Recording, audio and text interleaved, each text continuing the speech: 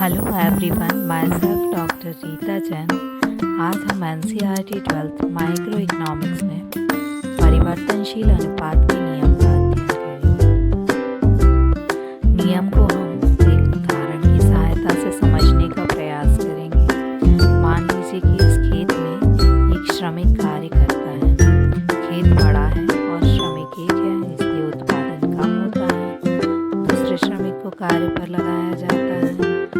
ठीक अनुपात है, यानी आदर्श संयोग है। जितने श्रमिकों की आवश्यकता थी उतने ही श्रमिक खेत में काम कर रहे हैं और उत्पादन अधिक हो रहा है। इसके बाद भी उत्पादक श्रमिकों की संख्या को बढ़ाता जाता है। परिणाम स्वरूप उत्पादन बढ़ने के स्थान पर कम होगा, क्योंकि अनुकूलतम संयोग भंग हो जाएगा। भीड़ भाड़ के कारण श्रमिक अच्छे से कार्य नहीं कर पाएंगे। बस यही परिवर्तनशील अनुपात का नियम है। परिवर्तनशील अनुपात का नियम यह बताता है कि यदि हम उत्पत्ति के एक साधन को स्थिर रखें, हमने भूमि को क्या किया, स्थिर रखा, और दूसरे साधन की मात्रा में वृद्धि करें तो क्या होगा।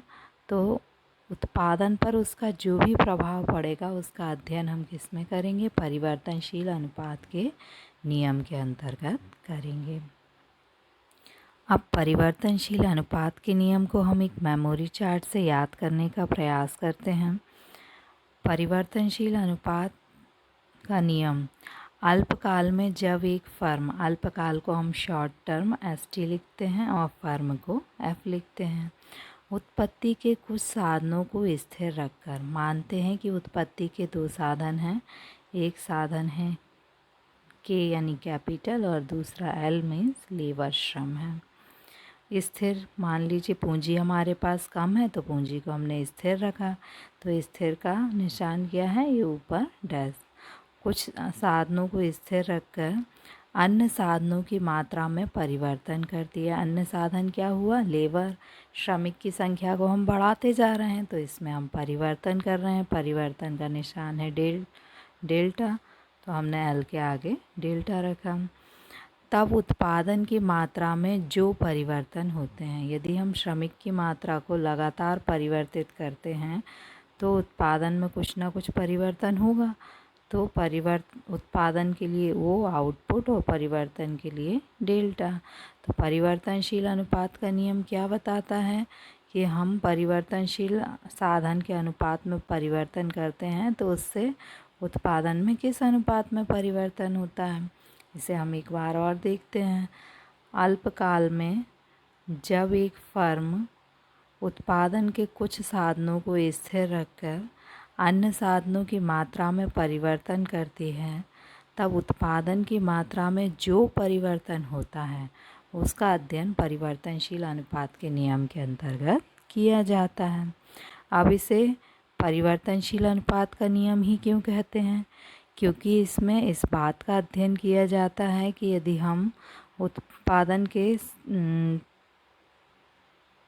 यदि हम साधनों के अनुपातों में परिवर्तन करें, यानी हमने परिवर्तनशील साधन को परिवर्तित किया, तो उससे उत्पादन पर क्या प्रभाव पड़ा, तो उससे उत्पादन भी क्या हुआ, परिवर्तित हुआ। इसे परिवर्तनशील अनुपात का नियम क्यों कहते हैं, क्योंकि यह हमें यह बताता है कि यदि हम साधनों के अनुपात को परिवर्तित करें तो उससे उत्पादन किस अनुपात में परिवर्तित होगा। चलिए अब हम रेखा चित्र के द्वारा समझने का प्रयास करते हैं। रेखा चित्र में OX अक्ष पर श्रम की मात्रा को दर्शाया गया है। श्रम एक परिवर्ती कारक है।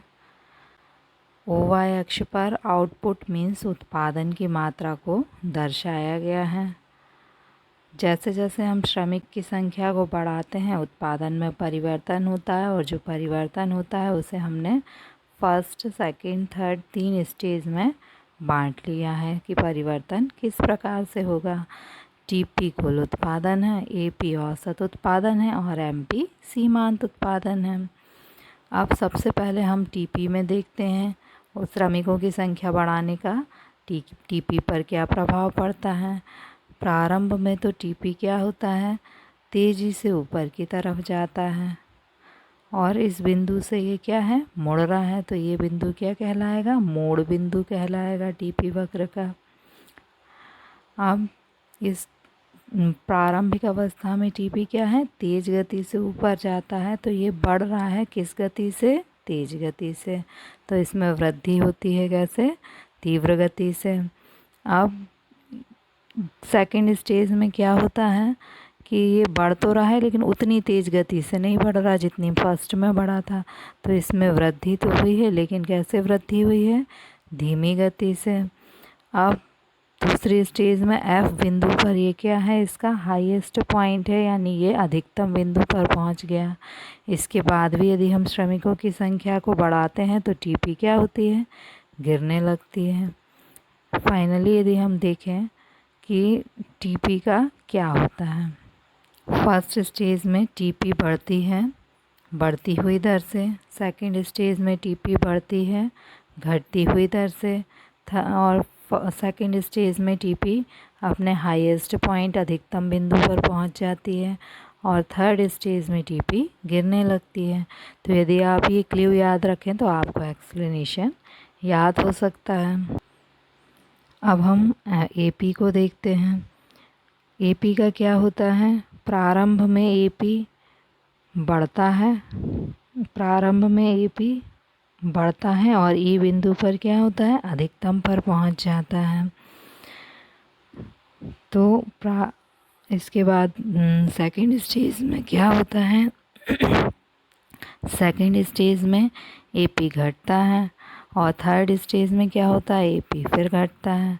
तो फाइनली हम देखते हैं कि क्या होता है, फर्स्ट स्टेज में एपी बढ़ता है, सेकंड स्टेज में ये अपने हाईएस्ट पॉइंट पर पहुंच जाता, फर्स्ट स्टेज में ही ये अपने हाईएस्ट पॉइंट पर पहुंच जाता है, सेकंड स्टेज में ये घटता है और थर्ड स्टेज में भी ये घटता है। अब हम एमपी को देखते हैं। एमपी में क्या होता है, फर्स्ट स्टेज में एमपी पहले तो बढ़ता है और फिर घट जाता है, सेकंड स्टेज में एमपी घटता है और बी बिंदु पर ये क्या है, शून्य हो जाता है, एक्स अक्ष को छूता है और ये क्या है, इसका लोएस्ट पॉइंट है, निम्नतम बिंदु है। और थर्ड स्टेज में एमपी क्या होता है, ये एक्स अक्ष के नीचे चला जाता है। एक्स अक्ष के ऊपर की संख्याएं धनात्मक होती हैं और नीचे की संख्याएं ऋणात्मक होती हैं, यानी थर्ड स्टेज पर एमपी क्या होता है, नीचे चला गया एक्स अक्ष के तो ऋणात्मक हो गया। फाइनली हम देखते हैं क्या होता है, फर्स्ट स्टेज में एमपी पहले तो बढ़ता है और फिर घटता है, सेकंड स्टेज में घटता है और निम्नतम बिंदु पर पहुंच जाता है, थर्ड स्टेज में एमपी ऋणात्मक हो जाता है। चित्र की व्याख्या हम इस तरीके से भी कर सकते हैं, जैसे पहली अवस्था में क्या होता है, पहली अवस्था में टीपी का हम देखते हैं। पहली अवस्था में टीपी बढ़ता है, दूसरी अवस्था में क्या होता है, बढ़ता है और अधिकतम हो जाता है। ये फर्स्ट स्टेज हुई और सेकंड स्टेज में ये बढ़ा और ये क्या हो गया, अधिकतम हो गया, ये इसका हाईएस्ट पॉइंट है। और थर्ड स्टेज में क्या हुआ, ये गिरने लगा। तो टीपी का क्या होता है, टीपी प्रथम अवस्था में बढ़ता है, द्वितीय अवस्था में भी बढ़ता है और अधिकतम बिंदु पर पहुंच जाता है और तृतीय अवस्था में टीपी गिरता है। अब हम औसत उत्पादन को देखते हैं। औसत उत्पादन पहली अवस्था में क्या होता है, बढ़ता है, पहली अवस्था में बढ़ता है और अंत में अधिकतम हो जाता है, तो ये बढ़ा और अधिकतम हो गया, ये फर्स्ट स्टेज हुई। द्वितीय अवस्था में क्या होता है, ये गिरता है, तृतीय अवस्था में भी यह गिरता है। तो एपी का क्या होता है, प्रथम अवस्था में एपी जो है वो बढ़ती है और अपने हाईएस्ट पॉइंट पर पहुंच जाती है, अधिकतम बिंदु पर। द्वितीय अवस्था में घटती है और तृतीय अवस्था में भी यह घटती है। अब हम सीमांत उत्पाद को देखते हैं। सीमांत उत्पाद प्रथम अवस्था में क्या होता है, बढ़ता है, प्रथम अवस्था में बढ़ता है और फिर गिरना आरंभ कर देता है। तो पहले ये बढ़ा और फिर इसने ये गिरना आरंभ किया। द्वितीय अवस्था में क्या होता है, यह गिरता है और शून्य हो जाता है, तो ये गिरा और क्या हो गया, शून्य मीन्स एक्स अक्ष के समानांतर पहुंच गया। ये एक्स अक्ष है। तृतीय अवस्था में क्या होता है? तृतीय अवस्था में यह एक्स के नीचे चला जाता है, यानी ऋणात्मक होता है। प्रथम अवस्था में एमपी जो है वो क्या होती है? पहले बढ़ती है और फिर घटती है। द्वितीय अवस्था में घटती है और अपने लोएस्ट पॉइंट यानी निम्नतम पर पहुंच जाती है द्वितीय अवस्था में। और तृतीय अवस्था में क्या होता है? यह ऋणात्मक हो जाती है। चलिए अब हम लॉ ऑफ वेरिएबल प्रोपोर्शन को देखते हैं। According to this law, according to the law, इस नियम के अनुसार, according to law of variable proportion, variable proportion नियम के अनुसार, if more and more unit of variable factor लीवर are combined with the same quantity of fixed factor capital, means यदि हम मान लेते हैं कि हमने उत्पादन में केवल 2 फैक्टर को लिया है, एक कैपिटल एंड लीवर। कैपिटल क्या है? फिक्स्ड फैक्टर है, तो इसके ऊपर हम ये निशान लगा देते हैं। और लीवर क्या है? ये वेरिएबल फैक्टर है, तो इसे हम ट्रायंगल बना देते हैं। यदि हम कैपिटल को फिक्स्ड रखें और लेवर जो है उसको क्या करें, उसकी क्वांटिटी को बढ़ाते जाएं, इनिशियली क्या होगा कि इनिशियली जो आउटपुट होगा, then initially the total product will increase, जो टीपी होगा वो क्या होगा? इनिशियली इंक्रीज होगा, but gradually after a point, परंतु एक पॉइंट के बाद क्या होगा? TP will start diminishing, TP क्या होगा? गिरने लगेगा। मीन्स यदि हम कैपिटल जो है उसको कांस्टेंट रखें और लेवर जो है उसको वेरिएबल यानी उसको इंक्रीज़ करते जाएं, तो इनिशियली क्या होगा? TP will increase, but after a point A TP will diminishing.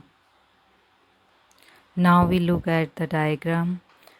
In diagram, OX axis has a variable factor and OY axis has output. TP is a total production curve, and total products in first stage, there is 3 stages in this graph. In first stage, TP will increase, and in second stage TP will also increase and attain its highest point, and after this point the TP will start diminishing. And AP, average production curve, in first stage AP will increase and attain its highest point, and in second stage TP will start diminishing, and in third stage TP also decrease. Now MP, marginal production curve, in first stage MP will increase then decrease, in second stage MP will decrease and reach its lowest point, and in third stage MP also decrease and become negative. चलिए अब हम देखते हैं कि आपको copy में क्या लिखना है। ये चित्र लिखना है और मेमोरी चार्ट को याद करना है कॉपी में। पेंसिल से आप लिख सकते हैं याद रखने के लिए, लेकिन एग्ज़ाम में नहीं लिखना है। ये चित्र बनाना है, ये चित्र का एक्सप्लेनेशन इस तरीके से आप कर सकते हैं। ये लॉ ऑफ वेरिएबल प्रोपोर्शन है और इसके साथ आपको चित्र बनाना है और उसको एक्सप्लेन करना है। Okay, thank you.